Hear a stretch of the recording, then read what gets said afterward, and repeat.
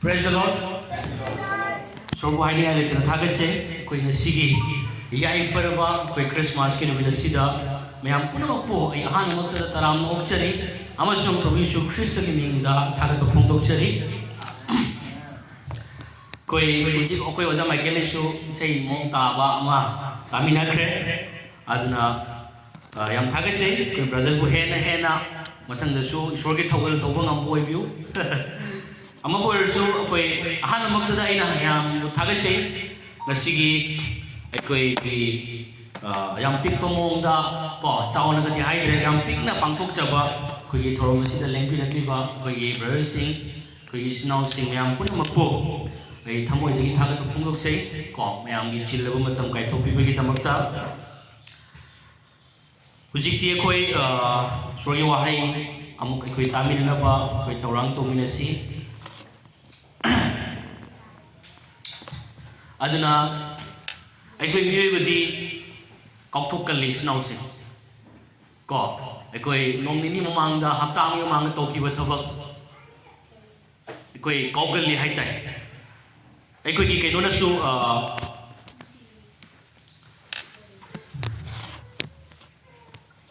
Martin Luther na su kay matamda miyoi base yamna kaugalli aduna aikoi sori wahi se aikoi toina taw mathau tai hai aduna isnausing ishordi kaugan bible leite miyoi ba khaktani ko kawrse ishordi ishorgi mafamda kaw haiba samta leite miyoi bana ishordi thamna ishor kananu haiba se kaw khraba amasung ishorgi mayokta leiba haitai ishorgi mayokta haiba sida ishor nang nawalo di haiba nate miyoi bana tawriba thabak singdo Ishor Molo the Big Tabak, Ishorgi Mayokta, Ishorgi Animadugi Wangmada, Hingba, Kunsiai, Mil Tower Tabak. Adumina, Ishor the Gitabna, Ishorgi Animba Apam, the Gitabna, Pabna, Maramoraga, Sena Kainadana, Nasi, Equasi, Lake Carboni Haitai, Stousing. Adubu, Nasi, Mui Bana Ishor the Gi, Nasi, Shorwood Hiruba Lake Banatana. Show the lamna, you will say lake crack. Shore book go talk right. I do show the equipment so go late. I was new. Karigino have a matamda, Maki Makuna equivo. Yam the Nungsina, Yam the Pamzana, I could say be killed. Amen. I do give Muramna. My equipo go was humiliating. I do not. Ishorna ikoina khangi taimong leishema matamda kusem singa se yong oira sanu haiba matamda punama oikhiba ngaktane aduna bible la kay haiba matamda ishori wahaina haiba se Genesis chapter 1 verse 25 da kay matamda kusem singa se sema matamda ne ishorna ure hai God saw that it was good haiba di Ishorna ningthi jare mana sem ki kusem ju matamda ningthi jare haina hai adu isnau sing ishorna miyoi ba sem matamda di miyoi ba sem matamda di ke matamda it was very good hai yamna ningthi jare hai ngasai ningthi jare ka haina mado hujiti yamna ningthi jare hai amen yo isnau sing ishorna tayong pa da liba sansan usekwa ziba Punamakse, Kusem Kudimaxi Shona, Semba Taragasu, Mui Basina Tayong Pada, Lingat Lady, Mui Bana Tayong Pasida, Lingat Pai, Mui Bana Tayong Pasida, Lacting Lady. Ibu Magi from the pain Malayam Dev. Mui was a sukimatic manner, Magi Punsida Kayani. Jam the Pamsaba, Sing Haragadi, Mui was a mana, Yam the Quidanzaba Moya. Same matam the mui same again a dog same kidebo. Masama Gijenaga, I mana, I quit mana, same as I was name. Ishorgi Magunchin of missing I take with it. Amen. Aduna, Sao se Waya Singa, Mui Bagadi, I don't know that Manadi I have seen snow sing. Adu Shona, Magi a hing balusa sordo, Mui with the comes in Virakanda, I could say a hing but me and the Kibane. Sao se Waya day, a hing by short comes and Kibalate. Genesis chapter 2 verse 7 aduga Job chapter 33 verse 4 da koina paragadi khangani ꯏꯁꯣꯔꯅ ꯑꯩꯈꯣꯏꯁꯦ ꯁꯦꯝꯕꯤꯔꯀꯥꯟꯗ ꯂꯩꯕꯥꯛꯇꯒꯤ ꯃꯥꯒꯤ ꯑꯍꯤꯡꯕ ꯅꯨꯡꯁꯥ ꯁꯣꯔ ꯀꯥꯝꯃꯒ ꯑꯩꯈꯣꯏꯕꯨ ꯑꯍꯤꯡꯕ ꯃꯤ ꯑꯣꯏꯍꯟꯕꯤꯔꯦ ꯍꯥꯏꯕꯁꯦ ꯑꯩꯈꯣꯏꯅ ꯃꯁꯤꯗꯒꯤ ꯎꯕ ꯐꯪꯉꯤ ꯑꯗꯨꯅ ꯍꯪꯕ ꯌꯥꯕ ꯋꯥꯍꯪꯗꯤ ꯐꯔꯦꯅꯦ ꯏꯁꯣꯔꯅ ꯑꯩꯈꯣꯏꯕꯨꯗꯤ ꯁꯦꯝꯃꯦꯕ ꯀꯔꯤꯒꯤꯗꯃꯛꯇꯅꯣ ꯑꯩꯈꯣꯏ ꯁꯦꯝꯃꯤꯕꯁꯦ ꯏꯆꯤꯟꯅꯥꯎꯁꯤꯡ ꯏꯃꯨꯡ ꯃꯅꯨꯡ ꯑꯣꯏꯅꯅꯕꯒꯤꯗꯃꯛꯇꯅꯤ ꯐꯦꯃꯤꯂꯤ ꯑꯃ ꯑꯣꯏꯅ ꯂꯩꯅꯕꯒꯤꯗꯃꯛꯇ ꯑꯩꯈꯣꯏ ꯃꯤꯑꯣꯏꯕꯁꯦ ꯏꯁꯣꯔꯅ ꯁꯦꯝꯕꯤꯈꯤꯕꯅꯤ ꯍꯥꯏꯇꯥꯔꯦ ꯑꯗꯨꯅ ꯅꯨꯄꯥ ꯅꯨꯄꯤꯗꯣ ꯁꯦꯝꯗ꯭ꯔꯤꯉꯩ ꯏꯁꯣꯔꯗ ꯑꯄꯦꯟꯕ ꯂꯩꯈꯤꯗꯦ ꯈꯨꯠꯁꯦꯝ ꯄꯨꯝꯅꯃꯛ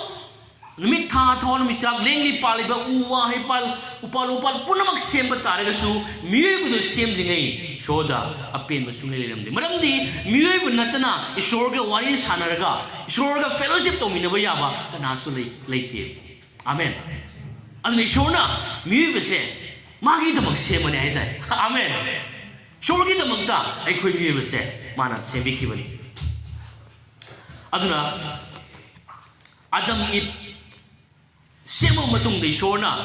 ꯅꯨꯃꯤꯗꯥꯡ ꯋꯥꯏꯔꯝ ꯈꯨꯗꯤꯡꯗ ꯏꯁꯣꯔꯁꯦ ꯂꯥꯛꯑꯀꯥꯟꯗ ꯉꯁꯥꯏꯒꯤ ꯐꯦꯂꯣꯁꯤꯞ ꯇꯧꯋꯦ ꯋꯥꯔꯤ ꯁꯥꯏꯌꯦ ꯃꯤꯑꯣꯏꯕꯁꯤꯡꯁꯤꯒ ꯑꯗꯨꯅ ꯑꯗꯨꯃꯥꯏꯅ ꯏꯁꯣꯔꯅ ꯑꯩꯈꯣꯏꯁꯦ ꯐꯦꯃꯤꯂꯤ ꯑꯃ ꯑꯣꯏꯅꯅꯕꯒꯤꯗꯃꯛꯇ ꯁꯦꯝꯕꯅꯤ ꯑꯗꯨꯕు ꯉꯁꯤ ꯃꯤꯑꯣꯏꯕꯅ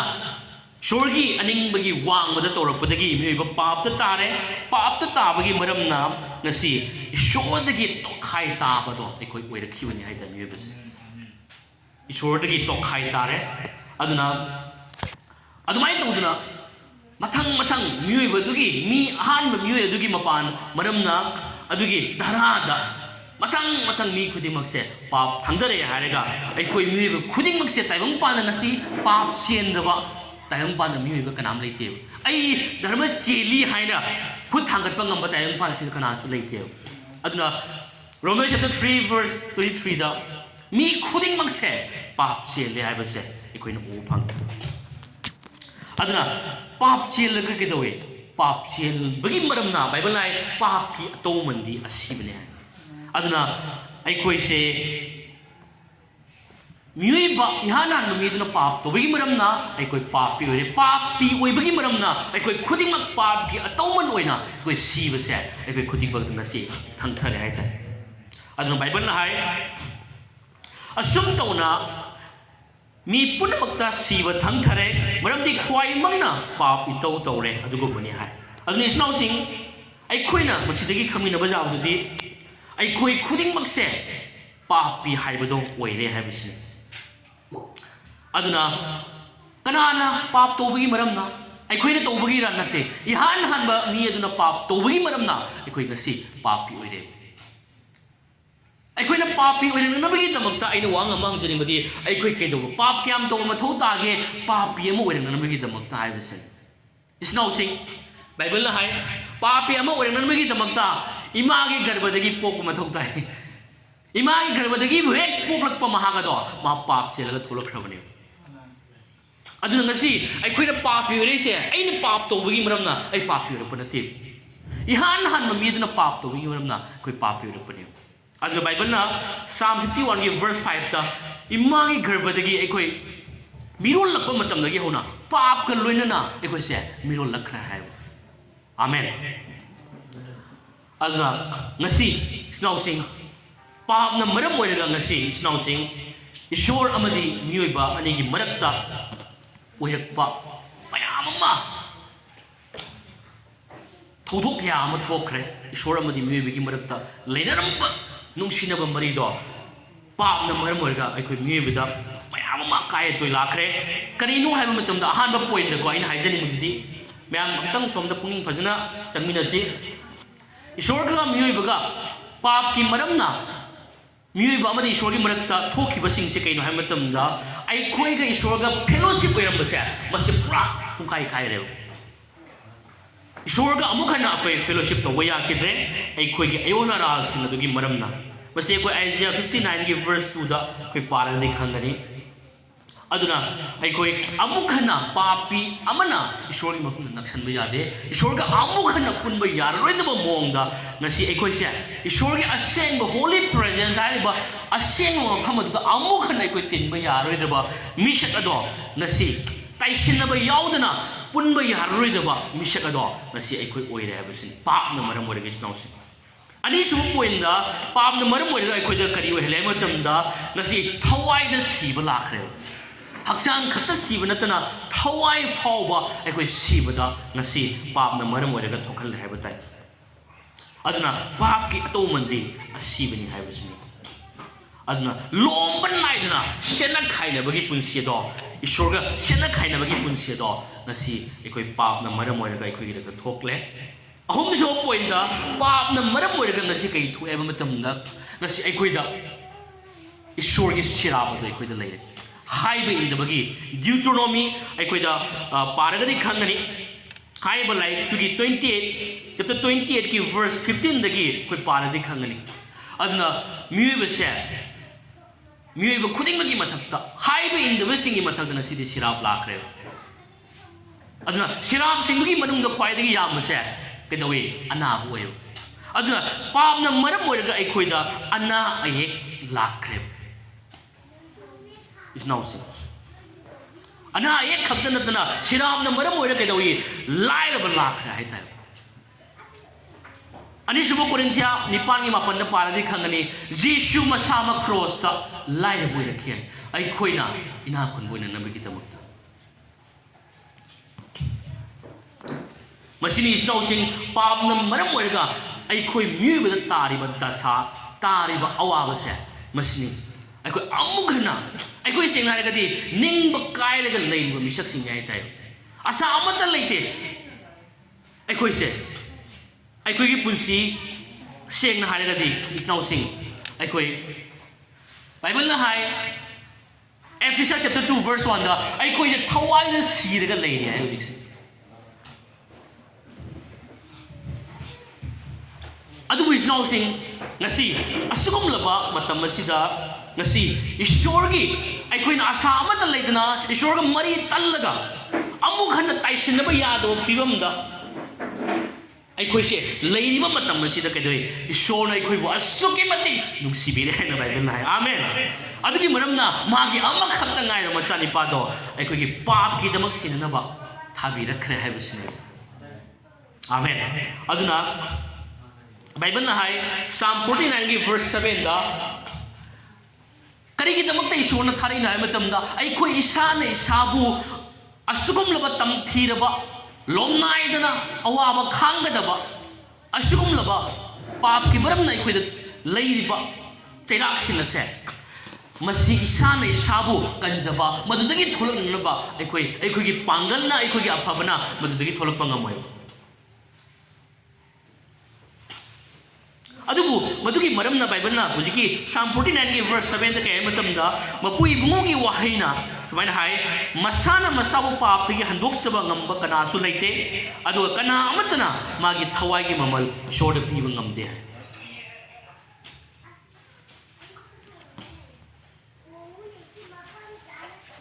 adu yo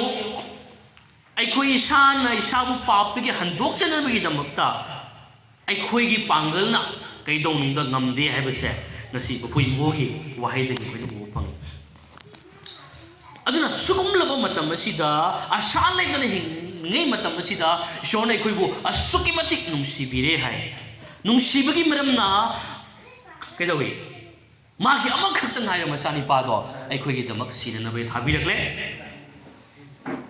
ai khoi na nungsiba oiba yaraba matamda nungsiba matik chana kandai shonai khoibu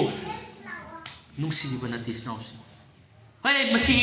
mui singa se mui singa se yamna phare nungsiba da matik chare haira kanda ishore koi nungsiba oi praise nausi madu natte ai khoina bible na hai romans 5 ki verse 8 ai khoina pap chilingai da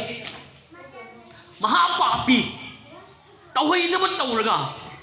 sorgi aning bagi wang mada pap chilaga leirigai makta da ishore koi nungsibi hai nungsibire hai dugi maramna magi masani pase sinanamagi damakta thabirakle hai masini is now sing sorgi nungsibase amak khakta ngairba bible na hai sona hai amak khakta ngairba masani pa do khakchin da makhri nang agi pap ki damak sinanamagi damakta thabirakhibani aduna magi amak khakta ngai ro masa adu fawba nang aigi damak pithok pa hai base masi understand tawdre ngai ai sorgi nungsiba khangma ngamoi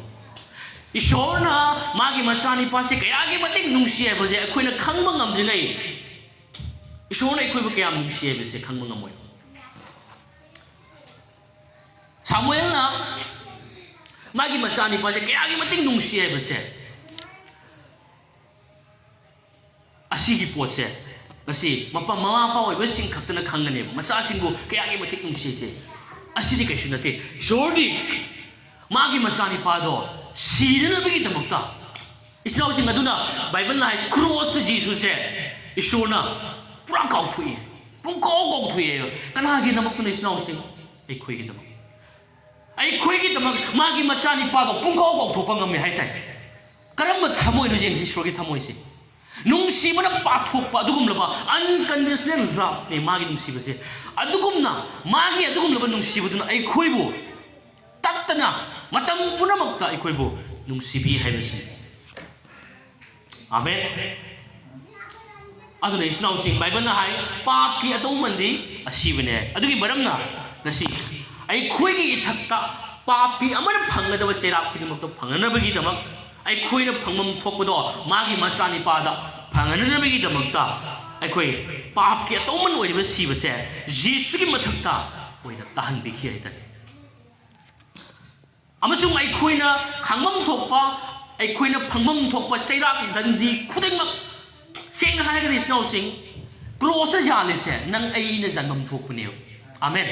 ta sengna nang aina janmam thokpani adubo jisuna aikogi uta yan kre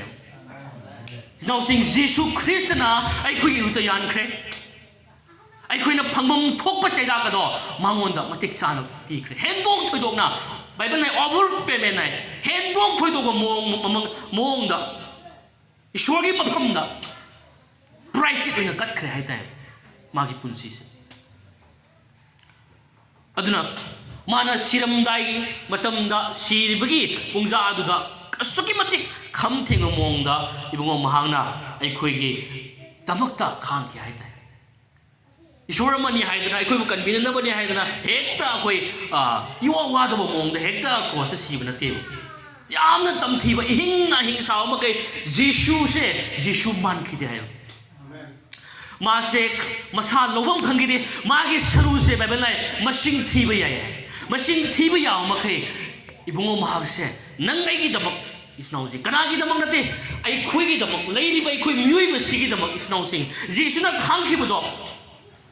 ai khoi gi damak ni mana phangki ba tak pham mana mongona fuke ba jai pham sing ado Zeus ki chanabagi matungina mongona sai pham se ni phu dagi amata na phui ai adugum laba yamna tamthi mongda thauri adugum laba ke ni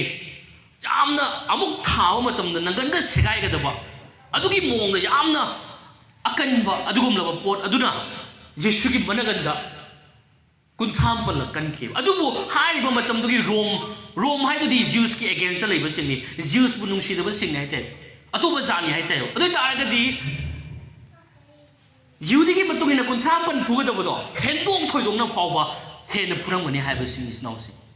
aduna kayam yam ne hen na phu ki ba hai bu di akoi da khang ngam di adubu Jesu ai khoi gi da mak kham te go ma khai awa ba khang khre ba sing is now sing ai khoi gi da mak mana Khangkre hai bu wai sing se ina panghai ta hai bu nate masi akoi anishubu wan Deuteronomy 25 verse 3 da paraga di khangani aduga anishubu Corinthians chapter 11 verse 24 da paraga di khangani aduna ai wafam amga haijrake kayagi matik ibungo mahak se nang ai gi da cross sidni mamang da khang khe matam da Already Jesus na lakri mo ang prophesy to romel. Kamay prophesy to matam da Psalm 129 gi verse 3 da kay matam da low khoi ba sing na inaganda low khoi ki. Makhoi na makhoi gi yotlam sanghan ki aduga Isaiah 50 aduga Psalm 22 gi verse 17 da aina aigi saru punamak masing thiba ngame makhoi na inguna yengduna lay amasung munna yengi Hai snow. Kari kita bak tuno asoki matik tam thi mong da ibungo Jesus na ai khoi gi dum khang ki bu snow sing. Snow sing ai khoi gi yai fana ba gi dum to ira me. Isaiah 53 gi verse 5 ta kai matam da mahaki cheifam na ai khoi bu phan bi re amen hallelujah mangon fugi ba cheifam sing aduna ai khoi na ana ba koksa re ana ba sang ngam da ba ana ba sok ba ngam roi da ba han ba Peter ani kun mari da su Jesus da fugi ba cheifam na ai khoi na ba phare pharakani hai de already phakre hai ba hallelujah is now saying Jesus na kai hai matam da John chapter 10 gi verse 10 da ai na lak pa se na khoi ne hingba phangana ba amasung lomba nai da na hingba phangana ba amasung marang kai ba punse da phangana ba idamok ta lak ne abundant life to phangana ba gi damok ta aduna millionaire oi ba taraga su billionaire oi ba taraga su ai layeng mangam da ba anabu adu paktana satpa ngamdana paralyze oidana lay koma da layraga bu adugum laba ngasai gi paisa lupa aduna ke doino atang gari mathon wang ba jumduna aina paralyze oidana mit tangdana khum khut jawduna leiba matam da haiba lan thum aduna ai ke doino akhoi amtang mun khanji snausi ishona tayong sargada khang nungai ba do pamde hingni yedigi hauna amen hingni yedigi hauna akhoi na harau numaina lomba nai do matam adu fawba leibo do mana pam koi Psalm 23 verse 6 ta ibungogi aphaba mataw do akhoi gi punsi chuppa mai khoi bu loina bigane sargada nati ko ai se ko hingi matam da magi goodness magi aphaba thaujal me anduna akhoi bu lamjin bigani amasung magi kuya khada akhoi amuk pu bigani hallelujah asugum laba punsi abundant life marang kai ba punsi se pin na bigi damak ta Jesus is now saying adum laba wa to khangki ban hai tai magi hakchan da machine is now saying adna maram moi la ngasi ai khoi na daba ana bana samungam daba ana ba punsi ana ba phawa punsi do ngasi ai khoi da phanghan bi re adu da sunatna cross adu da mage tabi khiba ikheng adu gi maramna ai khoi bu is now saying ishwar gi mafam da amuk tang da lomba nai do matam phaw gi dama ai khoi ai wala la gi dama kat khe maram adu na bible na hai ai khoi se ibungo na kat pa amuk tang na sentok pi ba ma khoi adu bo lomba nai do phaw gi ohen bi re amen lomba nai da na ai khoi se sengan bi re pa kok pi re ishwar ka khaina khraba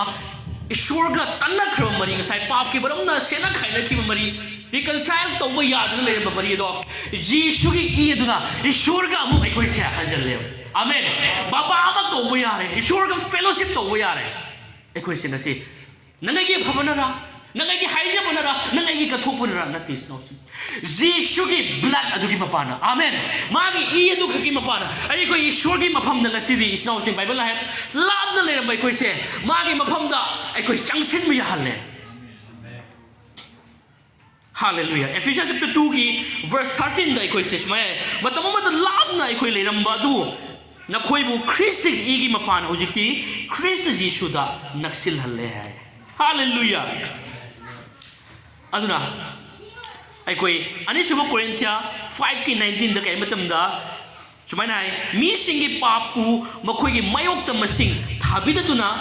ishona Christ da taibang pan bagi mi singbu masamaka taisin na bire reconcile tore shona masamaka ai koi se reconcile tore aduga taisin na bagi wa do ai koi da mahang na sinare amen hallelujah aduna ai koi se ngasi ishorga relationship to nasi ekoi leire ekoi shorna ekoi ihana ma sen ki base ekoi family ma oina na sem do matuma Prabhu Yeshu Christ gi mapana ekoi am tais na dire amen aduna isnau se yamna nungai ba paw ma gai makha ta na tamjage Jesus la free mang de ekoi khudi mak se pap cheli pap chen nu na leirami adubu Ishula matung da is now sing ai khoi gi pap se pum na makok re hallelujah pap pun na makok pa ai khoi phang le ai tai ba sumai na hai Colossians chapter 2 gi verse 13 da kai matam da sumai na hai नखोई पाप नखोई हक्चांगी उनकत्तदुना नखोई सिरंब मतमदा नखोई पाप पुनमक कोक्पीदुना ईश्वर नखोईबु ख्रिस्टगा लोइना हेंगत हनबिरे यमुसिग आइसे नखोई पाप खरा कोक्पीदुना हाइदेबको नखोई पाप पुनमक है hallelujah पाप पुनमकनी only हाइदिसे हंदोको मतमदको only पुनमक entire पाप पुनमक से Jesus की ई दुगी मपान अखोई से कोक्पीरे हालेलुया अदुना अखोई यीशु ख्रिस्ट लाक्र मांगदी अखोई पुनमक पापीनी अदु यीशु ख्रिस्ट लाक्र मतुंगददी माबु थाजब खुदिंगमक से पाप पुनमक से मा कोक्सबा फंगले हाइबसिनेबा अदुना बाइबल ना हामेंग अमसुंग संगी इगी मपान नतना यीशु मक्की इगी मपाना लोंब नाइदना अखोई बहंदोक पिरेना अखोई हिब्रू चैप्टर 90 वर्स 12 दसु अखोइना पारगदि खंगने अदुना अखोई हंदोक पिरिसे लोंब नाइदबा मतम फावबगी दमक अखोइबो इबुंगो मांगना हंदोक पिबने अदुना लोई खंब नाइदो मोंगदा अखोई पाप से इबुंगो माना कोक्पी खरे अदुना अखोइबु कोक्पीरिबसे अखोइगी परफॉर्मेंस अमतगी मखा पोंदे अखोइगी हाइदोक चबगी समत मखा पोंदे सेंगना हाइवाई तारगदी अखोइगी हाइदोक चबगी मतुंगिना ईश्वरना पाप कोक्पीगनी high तारगदी ngasi nong mada akhoi se पाप लिसिंग लिसिंग ने अखोइना ngasi खंगना खंगना मसुं खंगना तौइसे हाइदोक पदी अमा खक्तनेबो हाइदोक तबसिंगगी तमक्तदी केदोबो ताइदि अदुना पाप कोक्पी हाइबसे नंग एगी हाइदोक तबगी मखा नते जीसुगी इगी मखा पोलम इस्नाउसि हालेलुया जीसुगी इ दुगी मपाना अखोइ से लोंब नाइदना करम मतम फावबनो पास्ट प्रेजेंट अमदी फ्यूचर फावबगी पाप से कोक्पीरमने मसिनी इस्नाउसि गुड न्यूज हाइबसे मसिनी इस्नाउसि गॉस्पेल हाइबसे मसिनी हालेलुया फमंदना चुममनो मानदबा पाउसिबुनी गॉस्पेल हाइसे मसिनी इस्नाउसिंग अखोइ ईश्वरना अखोइगिदमक कोक्पीरिसे अदुना बाइबल ना हाय काय हाय मतमदा अखोइसे हिब्रू चैप्टर 9 द 10 द कोइ पारदि खंगनी अखोइगी अयोलाल अखोइना लंजखिबसे अमुखना इबुंगो मागना निंसिंग बिररोय अमुखना निंसिंग नरोय अदुना ईश्वरना अमुखना निंसिंग नरो हाय तारगदी हाइसे ईश्वरनी ईश्वर चिंथी दे अखोइ एक्सेप्ट तोबम थोइ ईश्वरनबु हाइखरदी अखोइ एक्सेप्ट तोबम थोइ अदुना इस्नाउसिंग ngasi ख्वाइदगी नुवाय पाउदी पापोम नमक ngasi अखोइ कोक्पी रे मरमदुना ngasi ईश्वरदगी थामना लेरोबा ईश्वरदगी सेना खाइरोबा अखोइ से ngasi मागी असेंग हारिबा फमदुदा ngasi इचंग थौना अखोइ चंगसिनबा इबुंगो माहन गमनगिरे आमेन इचंग थौना मागी हमदा अखोइ चंगबा यारे हिब्रू चैप्टर 10 गी वर्स 19 दा अखोइ पारे खंगनी मरमदु इस्नाउसा जीसुगी इगी मपाना असेंग मफमदुदा चंगनबा अखोइ थौना लेबगी मरम नाय अदुना थौना लेना मागी असेंग मफमदुदा अखोइ ईश्वर दंदी पिरकदरने ईश्वर सिराप तोरकदरा ईश्वर सौरंगद्रा हाइबगी आइगी परफॉर्मेंस अदुगी मतुगिना ईश्वर अखोइबु ngasi दिल तौतिबो ngasi ईश्वर अखोइबु पाप कोक्पीरिबा ईश्वर अखोइबु बोर पीरिबा से नंग आइगी परफॉर्मेंस की मखा सुपर बोदे जीसु की फिनिश वर्क अदुगी मखा पोलिस नाउसी माना लोइबी खिबा थबक अदुगी पाना अखोइदा ngasi हाइबा बोर मैम से पाप कोक्पीबा अनाबा फबा marang kai ba punsi se ai khoi da piri bani Jesus ki performance du gi mapan amen hallelujah hallelujah aduna ai khoi masini shona ngasi ai khoi mi ba sing da tobi ba se madu khangjaraga harauna prabhu ai pele prabhu ai nang thamoi da gi harauje hai bagi pap kopi bagi harau numai ba siga loina इचंग थौना बोली हाइताय इचंग थौना ईश्वर की मफमदा चंगजरक बसे ngasi ईश्वर की अपाम बदने कपतना लाउदना प्रभु कोपिउने हैना पांगबिउने हाइबते हराउन nang naigidamang lepire nang natawbikibasina ay punsi kanbire ay bu kokpire ay bu anawa phanbire ay bagi harau basiga loinana ay ko changjabuduni shor ngai aduna ay ko madugi akoi shor na kaw ko noi ai tawbikiba thabak sing se kaw gunu haibase ai ko shorgi wahai na u mayek sing na hairo ai ko na madu kaw basi bu mahaki apama sunna tv snausi aduna ai ko na Sam da paragari khangani Sam 103 da koi na paragari sumaina hai sumai hai 100 da sumai hai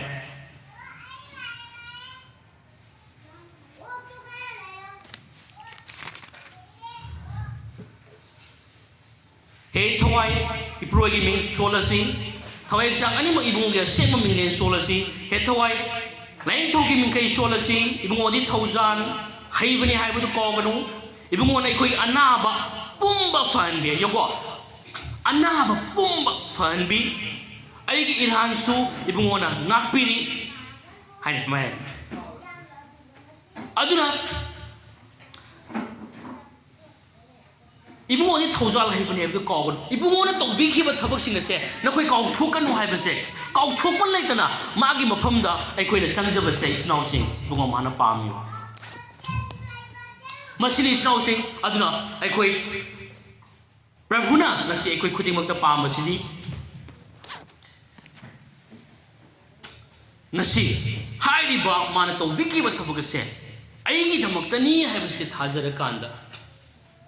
mabu loshin jabasini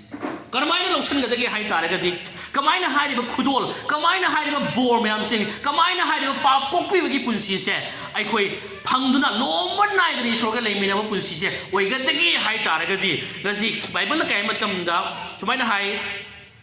Thaujan thajbagi mapana na khoi bu kanbire masin na khoi dagi nate sogi khudolni mi kana amatna sauthukna ba thabak tagi nate thajaba khangna prabhu nangna tobikhi ma thabak sing se aigi damaktani haiba se ai thajai haiba matam da na khoi kanbire hai hallelujah sini ishona na se khoi bibiri se ai biri be se thajaba khaktana ai khoi ngasi ishona ai khoi bu kanbi pami hai tai ai khoi gi thabak na nate aran khubam se sama da sama ishor gi thabak ni mi begi zero ni ai tai amen aduna ai khoi na prabhu bu karam na lotion ga dagi hai taraga di asumna ai khoi thajaduna haidok jo matam da ai khoi kanbio phangane ai bese sumaina hai Nahang na nahaki nachinda Jesu Prabhu ni hai na fongok charabadi amasung nahaki thamoi da ishona mahaku asiba singi maraktagi hian bira hai basi thajarabadi nahaku kanbigani